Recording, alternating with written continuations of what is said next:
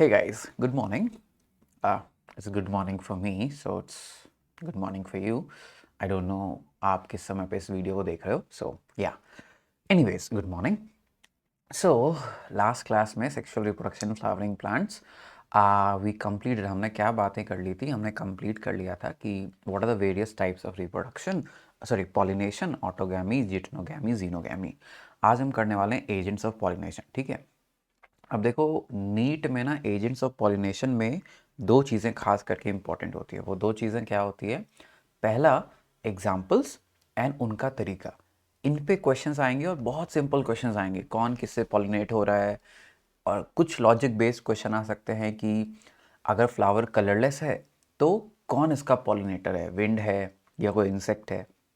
तो दो तरह के क्वेश्चंस आते हैं. एक तो सीधा सीधा एग्जाम्पल पूछ लेंगे, ठीक है, और एक क्या है, एग्जाम्पल्स नहीं पूछेंगे, थोड़ा लॉजिक पूछ लेंगे. और दोनों ही तरफ बहुत इजी है. तो चलो समझते हैं. ठीक.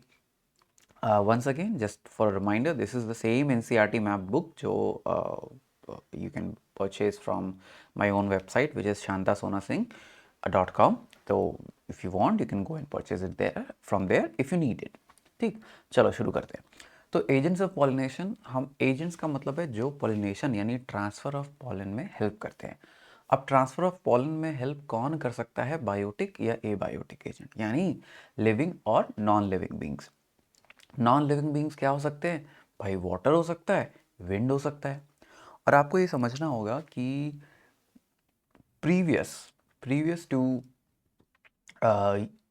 Creation of these flowers attractive devices बने. ठीक है. अट्रैक्टिव डिवाइसेस मतलब वो पॉलिनेटर्स को बुलाने के लिए कोई ना कोई रिवॉर्ड्स देते हैं, जैसे खाना, नेक्टर या safe place for reproduction. But उसके पहले मेजॉरिटी ऑफ जो पॉलिनेशन था वो एबायोटिक ऑर्गेनिज्म और एबायोटिक एजेंट्स के कारण हुआ. नॉट ऑर्गेनिज्म, एजेंट्स के कारण हुआ. एजेंट्स के कारण बोले तो विंड या वाटर के कारण, क्योंकि ये आसान था, रैंडम था. विंड को बुलाने के लिए किसी चीज़ की ज़रूरत नहीं है. वाटर को कैरी करने के लिए किसी चीज़ की ज़रूरत नहीं है. वाटर अगर एक्वाटिक प्लांट है तो रैंडमली पॉलन को कैरी कर सकता है. ठीक. बट इसमें एक पंगा है. पंगा क्या है? सोचो ज़रा.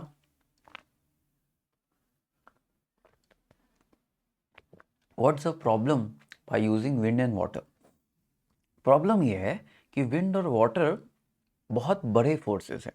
दैट मीन्स अगर 1 मिलीग्राम पॉलन वाटर में डिस्पर्स हुआ है तो वाटर में बहुत फैल जाएगा, है ना. और फैलने के कारण क्या होगा कि वो ज़रूरी नहीं है कि नेक्स्ट प्लांट तक या एप्रोप्रिएट अमाउंट ऑफ प्लांट तक पहुंच ही जाएगा. कुछ ऐसे समझो. पुराने ज़माने में जब फ़ोन, व्हाट्सएप, टेलीग्राम नहीं हुआ करता था तो आप मैसेज कैसे पहुंचाते थे अपने बगल वाले दोस्त तक? आप खड़े रह के छत पे आवाज़ लगाते थे. अगर उसने सुन लिया बिना आपकी मम्मी और उसकी मम्मी के सुने तो उसे पता चल गया कि भाई 5 बजे मैच है, इस क्रिकेट ग्राउंड में पहुंच जाओ, है ना. तो चांस है आपकी आवाज़ एक बहुत बड़े वॉल्यूम में जा रही होती है और इस वजह से ज़रूरी नहीं है कि उस तक पहुंचे. बट अब क्या है? आपके पास एक स्मार्टफोन है. आप स्मार्टफोन से टेक्स्ट करते हो. टेक्स्ट से मैसेज डायरेक्टली उसके पास पहुंचता है. कोई लॉस ऑफ मैसेज नहीं हो रहा, लॉस ऑफ वॉल्यूम नहीं हो रहा, है ना. लेकिन पॉलन के साथ भी सेम लॉजिक एप्लीकेबल है. छोटा सा पॉलन एक बहुत बड़े एयर के वॉल्यूम या वाटर के वॉल्यूम में डिस्पर्स हो रहा है. तो चांसेस हैं कि ये जो है इतना डाइल्यूट हो जाए कि शायद सही फ्लावर तक पहुंच ही ना पाए. क्यों? क्योंकि वाटर को थोड़ी ना मतलब है कि आप सनफ्लावर का पॉलन रोज़ के पास पहुंचा रहे हो या सनफ्लावर का पॉलन आप मैंगो के पास पहुंचा रहे हो. वो तो अपनी धुन में चल रहा है. बाय चांस अगर सही जगह पे पॉलन गिरा तो फर्टिलाइजेशन हो सकता है. ठीक. तो ये बेसिक लॉजिक है. ओके. तो चलो एबायोटिक से शुरू करते हैं. तो abiotic flowers, so such flowers produce enormous amounts of pollen. बिल्कुल सही. क्योंकि बहुत सारा वेस्टेज हो सकता है और इस वेस्टेज को कंपेंसेट कैसे करते हैं कि भाई neither colourful nor produce nectar. और आप इसके पीछे का लॉजिक भी समझ सकते हो। कोई फायदा नहीं है कलर प्रोड्यूस करके, नेक्टर प्रोड्यूस करके, क्योंकि विंड और ओशन या रिवर के पानी को आप बुला तो सकते नहीं हो कलर बना के। उससे क्या फ़र्क पड़ता है कि आपका फ्लावर कलरफुल है या नहीं है, नेक्टर है या नहीं है, वो तो रैंडमली चले जा रहा है ना। ओके, अब शुरू करते हैं विंड पॉलिनेशन। तो देखो, जितने भी एबायोटिक पॉलिनेटेड फ्लावर्स हैं उसमें मोस्ट ऑफ देम विंड है। विंड में फिर भी कंट्रोल थोड़ा पॉसिबल हो पाता है, वाटर में तो और भी नहीं होता। अब विंड पॉलिनेटेड फ्लावर की क्या कैरेक्टरिस्टिक्स है, ये अब आपको समझना है। विंड पॉलिनेटेड फ्लावर्स की कैरेक्टरिस्टिक्स क्या होंगी कि पॉलन को हल्का होना चाहिए, नॉन स्टिकी होना चाहिए। हल्का और नॉन स्टिकी क्यों? क्योंकि ऐसा नहीं हो कि बस अभी जा रहा हो, जाते जाते किसी चीज़ पे लगे और वहाँ पे चिपक के बैठ जाए, नहीं। ऐसा ना हो कि पॉलन भारी हो, बीच हवा में ही गिर जाए, नहीं। It should be light, it should be non sticky. स्टेमन को वेल एक्सपोज्ड होना चाहिए। क्यों वेल एक्सपोज्ड होना चाहिए? अगर स्टेमन वेल एक्सपोज्ड है तो इजीली जो है आपका आपका जो एंथर है, जब वो डेहेसाइज करेगा, रप्चर करेगा, तो पॉलन ट्रांसफर हो सकता है गैमीट के एयर के थ्रू। ठीक, तो that is why it should be well exposed. अब स्टिग्मा स्टिकी होना चाहिए। अब देखो यहाँ कितनी अच्छी लॉजिक है। पॉलन स्टिकी नहीं होना चाहिए, बट स्टिग्मा स्टिकी होना चाहिए। ऐसा है कि अगर ये पॉलन है तो ये किसी गलत ऑब्जेक्ट पे चिपक गया तो वहाँ से उड़ सके, बट स्टिग्मा अगर स्टिकी है और यहाँ पे पॉलन चिपक गया तो यहाँ से भाग ना पाए, है ना। लॉजिक तो यही कहता है कि उसे पहुँचना स्टिग्मा के पास था। स्टिग्मा क्या था? स्टिग्मा, स्टाइल, ओवरी, पिस्टिल के 3 पार्ट्स। तो अगर उसे पहुँचना स्टिग्मा के पास है तो इट मेक सेंस ना कि स्टिग्मा स्टिकी होगा। और ऐसा क्यों? ताकि फ्लाइंग पॉलन ट्रैप हो जाए। मोस्ट ऑफ द केसेस में there would be a single ovule inside an ovary. अब देखो यहाँ पे भी प्लांट का लॉजिक है, आपको समझना पड़ेगा कि कितनी सारी लॉजिकल चीज़ें हो रही है इस छोटे से पैराग्राफ पे। Why a single ovule inside an ovary? अगर एक ओवरी के अंदर बहुत सारे ओव्यूल आप रख रहे हो तो इट्स नॉट लॉजिकल। वाई? क्योंकि अगर वो फ्लावर फर्टिलाइज नहीं हुआ बाय इनकमिंग पॉलन, उतने सारे ओव्यूल वेस्ट हो जाएंगे। तो इसीलिए कि बहुत सारे ओवरीज बनाओ, बहुत सारे फ्लावर्स बनाओ, हर एक के अंदर एक एक ओव्यूल डाल दो, और इस एक एक ओव्यूल में एटलीस्ट कोई तो फर्टिलाइज हो जाएगा, राइट। तो have a bunch abundant flowers, बहुत सारे फ्लावर्स बनाओ। इसीलिए क्या होता है, flowers are usually packed in an inflorescence. एक फ्लावर नहीं होता, एक इन्फ्लोरेसेंस में बहुत सारे फ्लावर्स होंगे और हर एक में एक एक ओव्यूल होगा ओवरी के अंदर। क्यों? क्योंकि अगर कोई फर्टिलाइज नहीं हुआ तो एक ही ओव्यूल तो वेस्ट हुआ। अगर ऐसा नहीं होता सॉरी, तो बहुत सारे ओव्यूल वेस्ट हो जाते। Clear?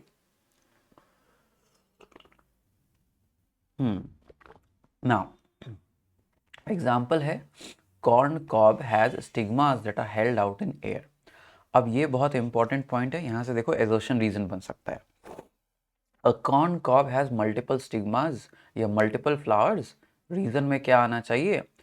Multiple flowers in an inflorescence allows or increases the chance of at least some ovules getting fertilized। कुछ तो ओव्यूल फर्टिलाइज हो जाएगा, इसीलिए बहुत सारे स्टिग्मास जो हैं बाहर की तरफ होंगे और ये स्टिग्मास स्टिकी होंगे। स्टिकी होने से क्या फ़ायदा? स्टिकी होने से सिंपल फ़ायदा है कि वो पॉलन को ट्रैप कर पाएगा। ठीक, अब it is very common in grasses, grasses में बहुत ज़्यादा कॉमन है। ठीक, वो एग्जाम्पल है, याद रखना। ये आपका स्टेटमेंट टाइप क्वेश्चन में आने वाला एकदम आसान का क्वेश्चन है कि भाई बहुत सारे ग्रासेस में ऐसा होता है। ओके, ना वाटर वाटर का को पॉलिनेशन में यूज़ करने के चांसेस कम है।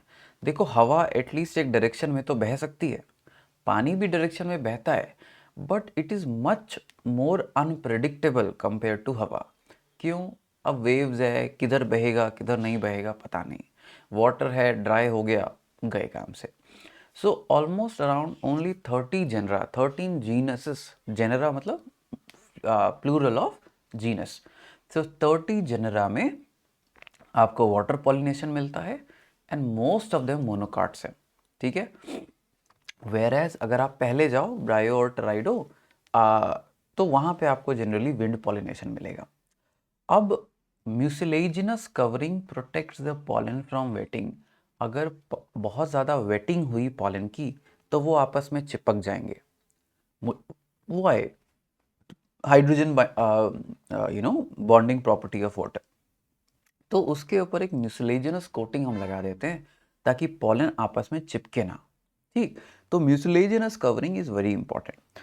और आप ये देख रहे हो, आप आई थिंक कि ये जो सेक्शन एनसीईआरटी का है इसमें कितने पावर पैक्ड स्टेटमेंट्स भरे पड़े हैं। आप इवन हम टीचर्स कभी कभी इसको इग्नोर कर देते हैं, मतलब कि विंड पॉलिनेशन ही तो है, इसमें क्या पढ़ना पढ़ाना है ना। बट इसमें ये जो छोटी छोटी चीज़ें लिखी है ना, light, non sticky, expose stamen, single ovule, packed in inflorescence, हर एक स्टेटमेंट में लॉजिक छिपा है। अगर इस लॉजिक को समझ लिया, काहे का कन्फ्यूजन होगा, है ना। सो इसीलिए एनसीईआरटी को समझना ज़रूरी है, बस याद रखना ज़रूरी नहीं है। तो म्यूसिलेजिनस कवरिंग जो है पॉलन को प्रोटेक्ट करेगा, वरना पॉलन आपस में चिपक के दिक्कत करेंगे। अब फ्रेश वाटर और ये मरीन, आपको दोनों का एग्जाम्पल याद होना चाहिए। और हम आपको कंफ्यूज कैसे करेंगे, फ्रेश वाटर कौन, मरीन कौन, ठीक। So fresh water is Vallisneria, marine is Zostera. देखो, जॉस्टेरा और वेलिस्नेरिया, इसके बीच में हम आपको कंफ्यूज करने की कोशिश करेंगे।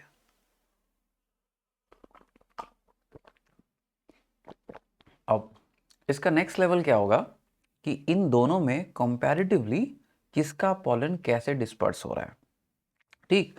तो पहले वेलिस्नेरिया का समझते हैं। Vallisneria is very interesting. ये देखो वेलिस्नेरिया। सो आपके वेलिस्नेरिया, सबसे पहले आपको ये समझना है डायोशियस होता है। डायोशियस का मतलब दो इंडिविजुअल्स होंगे, एक मेल और एक फीमेल। ओरिजिनली क्या होता है कि आपका जो मेल फ्लावर्स होता है वो पानी के नीचे है, सरफेस के नीचे है। तो male flowers are born in an inflorescence and are originally submerged होते हैं। अब whole male flowers, not only pollen, यहाँ पे एक कंफ्यूजन है, देखो इस पे भी ध्यान देना आप।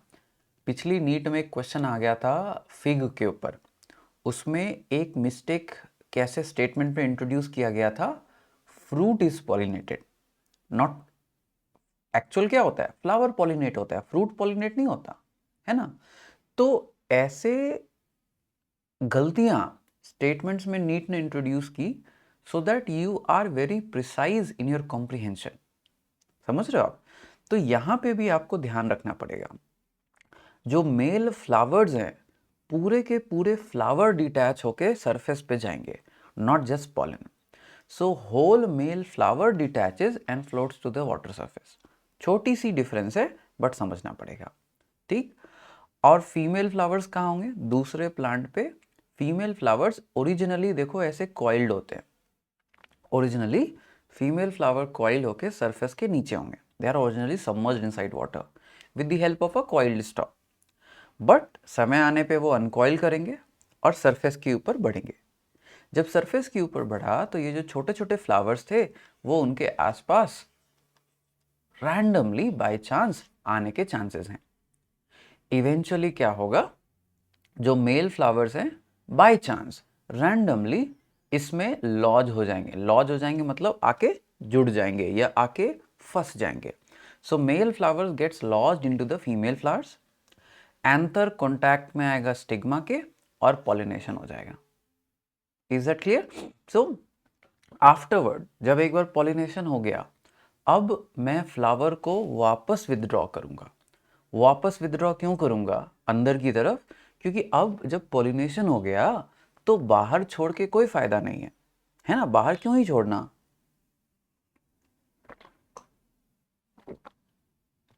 बाहर अगर आप छोड़ोगे तो हो सकता है विंड या कोई बर्ड या कोई फिश उसको डैमेज कर सकती है, तो उसको फिर से विदड्रॉ कर लो, पानी के अंदर सेव कर लो, ठीक। तो इन 7 स्टेप्स में आपका पॉलिनेशन हो जाता है वेलिस्नेरिया में। मेल फ्लावर अंदर, पूरे के पूरे फ्लावर रिलीज हुए, फ्लावर जब मेल रिलीज हो गया फीमेल थोड़े समय में रिलीज होगा, कॉइल अनकॉइल होगा, मेल फ्लावर्स उसमें फंसेंगे, उसके बाद एंथर और स्टिग्मा कॉन्टैक्ट में आएंगे, पॉलिनेशन होगा, फ्लावर को वापस से अंदर खींच लिया जाएगा। ठीक है, तो this is how the pollination happens in Vallisneria. Okay, flowers are released to the surface, not just pollens. Now, in some species, ये तो था वेलिसनेरिया, कुछ स्पीशीज में क्या होगा, ribbon like pollen. Very very important point, यहाँ पे हम आपको कंफ्यूज करेंगे, रिबन लाइक पॉलन या स्फीयर लाइक पॉलन या कुछ भी, कुछ कैसे भी पॉलन, तो आपको आंसर याद रहना चाहिए रिबन लाइक। रिबन जैसे पॉलन को रिलीज किया जाता है, फीमेल तक फ्लोट करेंगे और फिर फर्टिलाइजेशन करेंगे। एग्जाम्पल क्या हो गया, हाइड्रिला, मरीन का एग्जाम्पल हो जाएगा जोस्टेरा। ठीक, अब देखो एक चीज है, just because a plant is aquatic, just because एक प्लांट पानी में होता है, जरूरी नहीं है कि उसका पॉलिनेशन पानी से ही हो। क्योंकि देखो pollination by flower is wasteful, बहुत सारा पॉलन बनाना पड़ेगा, और तो और चांस के ऊपर इतना ज़्यादा डिपेंडेंट होता है कि आपका वो पॉलन वेस्ट भी बहुत होता है। इसीलिए most of the aquatic plant, आपको एनसीईआरटी फिर से एग्जांपल देती है, water hyacinth and water lily. Flower water level के ऊपर इमर्ज होते हैं but are pollinated by insects और विंड्स। ठीक है, क्योंकि इन अ वे इंसेक्ट्स बहुत ज़्यादा इफेक्टिव होंगे, विंड तो उससे कम इफेक्टिव होगा, बट फिर भी विंड और इंसेक्ट से पॉलिनेट होने के चांसेस ज़्यादा हैं। Is that clear? So this is how abiotic pollination happens in case of living organisms. अब लिविंग ऑर्गेनिजम्स में एबायोटिक हो रहा है तो बायोटिक कैसे होगा और उसके क्या कैरेक्टरिस्टिक्स होने चाहिए। देखो बायोटिक मतलब लिविंग थिंग्स, यानी आपको इंसेक्ट को, बर्ड को या मैमल को अट्रैक्ट कराने के लिए कुछ होना चाहिए आपके पास। तो यूजुअली क्या होगा, वो सारे फ्लावर्स लार्ज होंगे, कलरफुल होंगे, ठीक है, और फ्रेग्रेंट होंगे, ताकि कोई आए तो स्मेल कर कर आए, देख करके आए, कलर से अट्रैक्ट होके आए। और जब वो फ्लावर्स छोटे या होंगे तो उनकी विजिबिलिटी को बढ़ाने के लिए वो क्लस्टर्ड होंगे। क्लस्टर्ड मतलब एक जगह पे इकट्ठा हो जाएंगे एज अ इन्फ्लोरेसेंस। इससे क्या होगा, उनको देखते देखते कई सारे एनिमल्स आएंगे, ताकि वो तो लालच में आएंगे कि भाई फूल है तो मुझे मीठा मीठा नेक्टर मिलेगा, और सुगंध से भी वो खींचे चले आएंगे। बट जब वो सुगंध या फिर नेक्टर की लालच में आएंगे, बाय डिफॉल्ट कुछ पॉलन को कैप्चर करके लेके जाएंगे।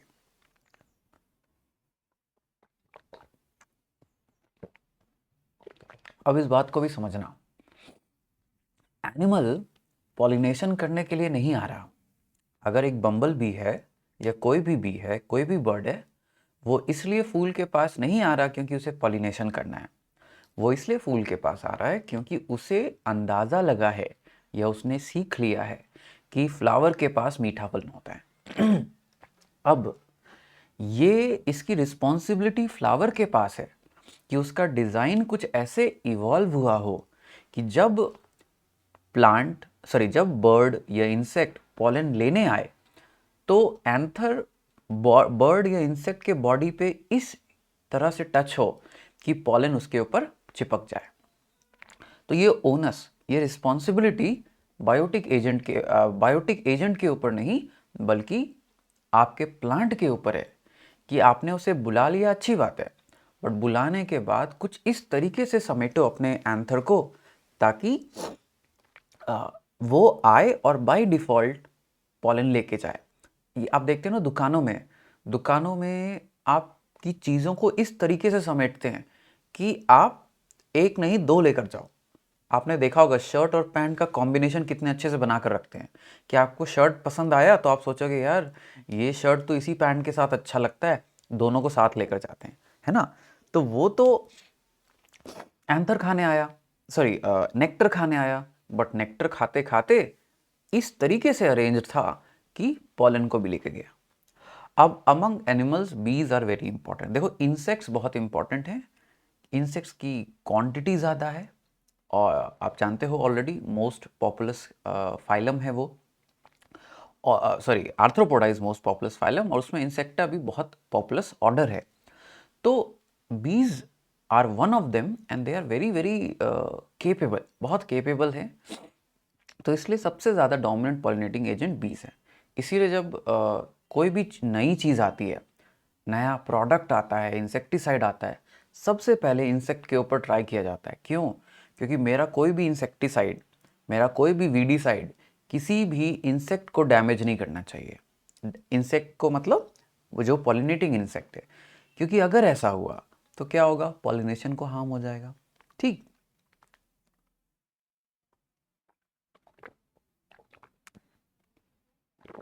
सो आपके इंसेक्ट या दूसरे पॉलिनेटर क्यों आ रहे हैं? नेक्टर या शुगरी सब्सटेंसेस के लिए आ रहे हैं। और दूसरी चीज़ किसके लिए आ सकते हैं? वो जगह के लिए आ सकते हैं। हो सकता है कि फ्लावर एक सेफ प्लेस प्रोवाइड कर रहा है टू ले एग्स। एग्जाम्पल है फ्लावर ऑफ एमॉर्फोफैलस, ये आपको याद रखना पड़ेगा। Flower of yucca and flower of fig. Fig भी याद रख लो। क्यों? फिग इस चैप्टर में नहीं मेंशन करते हैं, but fig is mention in the chapter organisms. तो कलेक्टिवली पढ़ोगे ना, कंफ्यूजन का चांस ही कम होता है। तो flower of Amorphophallus, flower of yucca, flower of fig. ठीक। सो ये सारे के सारे एमॉर्फोफैलस को कभी कभी एंड्स पॉलिनेट करने आते हैं, यक्का में मॉथ पॉलिनेट करने आता है। एंड यक्का और फिग का एग्जाम्पल आपको बहुत अच्छे से याद रखना पड़ेगा। Both plant and the moth need each other to complete their respective life cycle. Same चीज फिग और वास्प के बीच में भी है। फिग को वास्प की जरूरत है, वास्प को फिग की जरूरत है। अब ये स्टेटमेंट टाइप क्वेश्चन में आपको कंफ्यूज करेंगे ही करेंगे। क्यों? क्योंकि इस चैप्टर में यक्का का डिस्क्रिप्शन है और ऑर्गेनिजम्स वाले चैप्टर में फिग का डिस्क्रिप्शन है। तो आप शायद कंफ्यूज होके उन दोनों पॉइंट को कनेक्ट ना कर पाओ और statement 1 is correct, statement 2 is incorrect बोल के कंफ्यूज हो जाओ। आप समझ रहे हो कैसे इंफॉर्मेशन को कोलेट करना है? नीट यही है बेटा, कुछ भारी भरकम नहीं होता, भारी कुछ भी नहीं है, सब आसान है। बस चीज़ों को कोहिजिव पढ़ने की ज़रूरत है। आई एम सॉरी, मैंने गलती से ग्रीन शर्ट पहन लिया, तो दिस वजह से जो क्रोमा इफेक्ट है वो मेरे शर्ट को डिस्टर्बेंस क्रिएट कर रहा है, but I hope that's okay. पढ़ाई पे ध्यान दो, ये सब छोड़ो। नाउ सो मॉथ और यक्का एक दूसरे के ऊपर डिपेंडेंट होते हैं। मॉथ अपना एग डालेगा in the locules of the ovary, and larvae जो है सीड्स को फीड करके बाहर निकलेंगे। अब एनिमल्स भी हैं, प्राइमेट्स, यानी प्राइमेट्स आर, जैसे हम भी प्राइमेट्स हैं, लीमर्स, मंकीज, चिंपांजी, सारे के सारे प्राइमेट्स हैं। तो लीमर्स वो एनिमल हैं जो पॉलिनेशन में हेल्प करते हैं। आर्बोरियल यानी ट्री पे रहने वाले जो ऑर्गेनिजम्स हैं, रोडेंट्स, रोडेंट्स मतलब चूहे जैसे ऑर्गेनिजम्स। रेप्टाइल्स जैसे गेको, लिजर्ड, गार्डन लिजर्ड, ये भी पॉलिनेटर का काम करते हैं। और ये एग्जाम्पल बिल्कुल याद रखना, क्योंकि देखो यही सारी चीज़ें हम इग्नोर कर देते हैं। ठीक है, यही सारी चीज़ें हम इग्नोर करते हैं, तो इसी का याद रखना। ठीक। सो दिस इज पॉलिनेशन। अब देखो कुछ एग्जाम्पल्स हैं, तो चलो एग्जाम्पल्स देख लेते हैं पॉलिनेशन का। Sweet pea, sweet pea Pisum sativum, Mendel वाला plant. It's usually self pollinated, यानी उसको एजेंट की ज़रूरत नहीं है। ठीक। और सेल्फ पॉलिनेशन में कील petal in a way shields the स्टेमन and the pistil. अब आपको याद होगा वेक्सिलरी प्लेसेंटेशन। ठीक। तो कभी आपने सोचा ये वेक्सिलरी प्लेसेंटेशन ऐसा क्यों होता है? स्टैंडर्ड, कील, करीना, है ना? तो इसका भी लॉजिक है ना? इसका लॉजिक है कि ये एक स्ट्रक्चर बना रहा है जिसके लिए इंसेक्ट को लैंड करना आसान हो, और जब लैंड करे तो इस तरीके से उसके पेटल्स अरेंज है। आपको याद होगा 1+9, ये 1 जो है ना, ये ट्रांसफर कर देता है पॉलन को। नेचर में कुछ भी बिना लॉजिक के नहीं होता। ठीक। तो एंड्रोशियम का इसमें डाइडाइनमस कंडीशन था, 2 बंच होता था, एक में 1 स्टेमन, एक में 9 स्टेमन। यही एक जो है ना, ये अलग क्यों होता है? ट्रांसफर करने के लिए होता है। ये पेटल्स ऐसे क्यों अरेंज होते हैं? ताकि एक लैंडिंग प्लेटफॉर्म बन जाए उसके लिए। अब ओफ्रिस ऑर्किड, वो पॉलिनेट होता है बाय बम्बल बीज।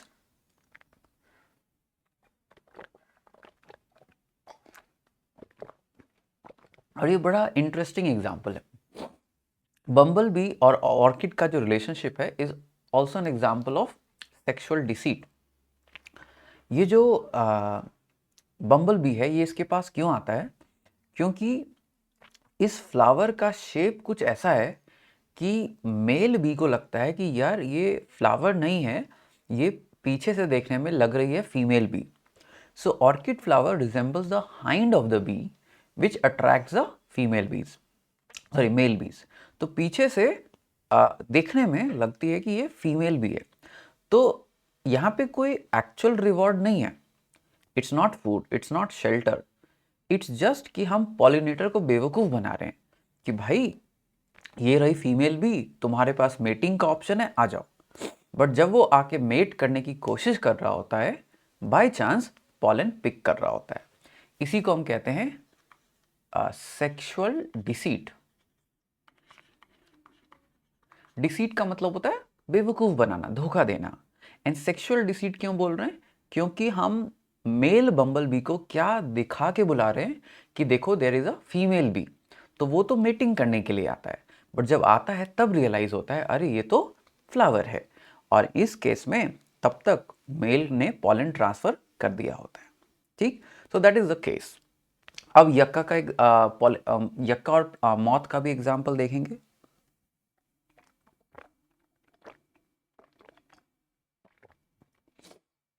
अब जब मौत आएगा यक्का के पास, तो पॉलन को ऐसे स्क्रेप कर रहा होता है। स्क्रेप मतलब खरोंचना, एक तरीके से एक लार्ज लंप में बना लेता है और ये लंप उससे चिपक जाता है।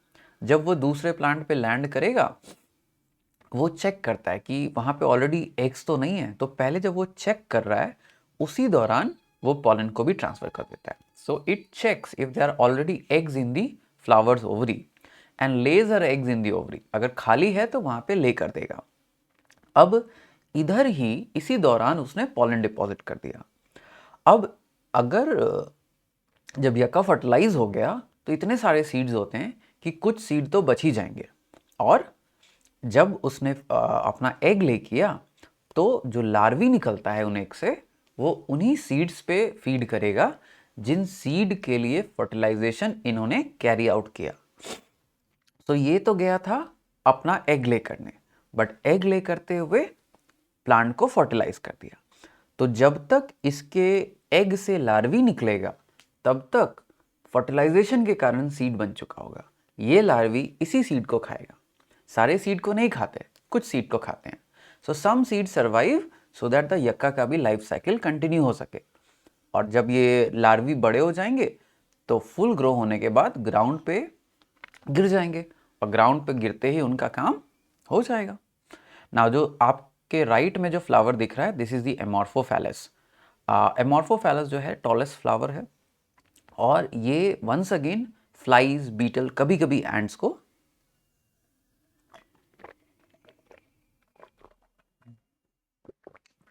फ्लाइज और बीटल्स के लिए एक सेफ प्लेस देता है टू ले एग्स। और ये कैसे उसको अट्रैक्ट करता है, बाय अ फाउल स्मेल। ये फाउल स्मेल इसलिए भी क्रिएट होती है कि ये लोग दे समथिंग कॉल्ड थर्मोजेनेसिस। तो ये हीट प्रोड्यूस करते हैं in the later stage of the life.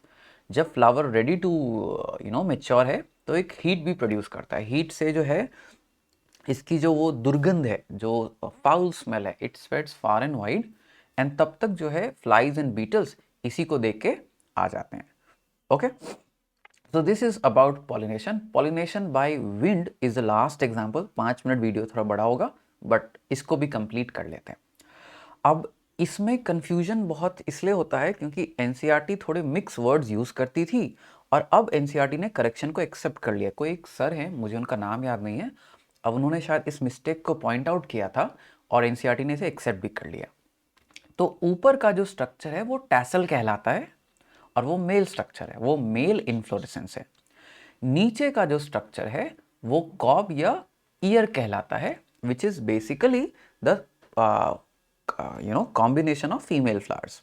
Okay, so female structures को हम ईयर कहते हैं, जिसमें बहुत सारे हमारे फीमेल फ्लावर्स होंगे, ऊपर वाले स्ट्रक्चर को हम टैसल कहेंगे, जिसमें बहुत सारे मेल फ्लावर्स होंगे। ठीक, now ear is a female reproductive structure with many rows of soft walled kernel. ये मेज है तो बहुत सारे रोज होंगे सॉफ्ट वॉल्ड कर्नल के। आप भुट्टा खाते हो, जब कॉर्न खाते हो तो कॉर्न में आपको ऐसा दिखता है ना, वीट में भी थोड़ा बहुत वैसा ही होगा। ठीक है, हालांकि दिस इज ऑल्सो वीट, ये भी वीट ही है, बट कुछ समथिंग सिमिलर आपको देखने को मिल सकता है। वीट में ऐसा होता है क्या? नहीं, वीट में ऐसा नहीं होता, सॉरी माय बैड, करेक्शन, ये मेज की ही बात हो रही है, वीट की बात नहीं हो रही। हाँ, तो और ये जो ईयर से ये जो सिल्की थ्रेड लाइक स्ट्रक्चर्स बाहर निकल रहे हैं, बेसिकली ये क्या है? ये स्टाइल्स है ना, एक्सपोज पार्ट ऑफ स्टाइल। और ये स्टिकी होगा। क्यों स्टिकी होगा? क्योंकि ये इसको आराम से पॉलन को ट्रैप करना है। They are often wind pollinated, have feathery stigma to easily trap the pollen जो हवा के साथ आ रही हो। ओके, आप याद रख सकते हो, टैसल टॉस करेगा, ईयर हियर करेगा। Tassel toss, year here. So year pollen को कलेक्ट करता है, टैसल पॉलन को टॉस करता है। Okay, so each branch has many pairs of flowers. ये आपका जो इन्फ्लोरेसेंस है, this is one inflorescence, this is inflorescence number 2, inflorescence number 3, inflorescence number 4। आप भूलना मत, ये पोआसी का एग्जाम्पल है। This is called spikelet inflorescence. तो हर एक इज वन इन्फ्लोरेसेंस। और ये जो आप एक गोला देख रहे हो ना, this one structure that you see, this is actually one floret, not flower, floret. अब आपको दिख सकता है कि ये ब्रैक्ट्स हैं, आपने पढ़ा है इन ब्रैक्ट्स का नाम ग्लूम होता है, और इसके अंदर आपका एंथर स्टोर रहता है। यहाँ पे एंथर को पुल आउट किया गया है आपको दिखाने के लिए। So these anthers are well exposed, ठीक, और ये पॉलन को ईजिली विंड को डिस्पर्स करके दे देता है। ओके, यही पॉलन जो है ईयर में ट्रैप होगा, और ट्रैप होने के बाद फर्टिलाइजेशन हो जाएगा। This is how wind pollination happens. अब पॉलिनेशन बाय विंड इज अनीमोफिली। अनीमोमीटर अगर आपको याद हो, विंड की स्पीड मेजरिंग डिवाइस है। So this is anemophily. Pollination by water, hydrophily. Pollination by insect, entomophily. Pollination by bats, malacophily. Pollination by birds, ornithophily. Example, ये बस words में बताओ, अब नहीं पूछते उतना, बट बेहतर है ना कि पढ़ लो rather than being surprised in the class, in the final examination. ठीक, सो अगले वीडियो में हम इसी को आगे लेके जाएंगे, और हम बात करेंगे आउटब्रीडिंग डिवाइसेस की और पॉलन पिस्टिल इंटरैक्शंस की। क्या होते हैं आउटब्रीडिंग डिवाइसेस, उनका क्या रोल है, क्या सिग्निफिकेंस है, एंड फिर बात करेंगे पॉलन पिस्टिल इंटरैक्शन की, कि जब एंथर से निकला हुआ पॉलन स्टिग्मा पे लैंड करेगा तो क्या सिक्योरिटी चेक्स होंगे, क्या रेलेवेंस है इस सिक्योरिटी चेक्स का, प्लांट ऐसा करता ही क्यों है। सो अगली क्लास में हम 3 टॉपिक्स करने की कोशिश करेंगे, outbreeding devices, pollen pistil interaction and artificial hybridization. Okay, तब तक के लिए take care and ensure that you are watching lectures daily. एक दिन के लिए पहाड़ बनाओगे बेटा, कवर करना मुश्किल होगा, रोज़ थोड़ा थोड़ा देखते जाओगे तो कोई इशू नहीं है। ठीक, take care, bye bye, will meet in the next class.